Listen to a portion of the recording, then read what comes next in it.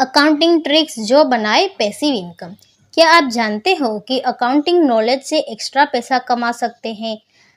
तो आज मैं बताऊंगी 3 आसान अकाउंटिंग ट्रिक्स जो आपको पैसिव इनकम बना के दे सकती है।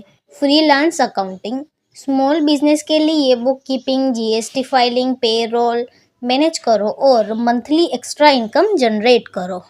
और सेकंड नंबर ये है कि online course and e books, अपनी अकाउंटिंग नॉलेज को बिगिनर्स के लिए कोर्स या गाइड में कन्वर्ट करो। एक बार बनाओ और बार बार सेल करो, जिससे आपको पैसिव इनकम जनरेट होती रहेगी।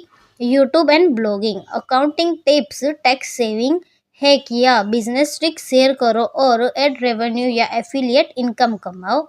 तो दोस्तों, ये थे 3 सिंपल अकाउंटिंग ट्रिक्स जो आपको पैसिव इनकम कमा के दे सकती है।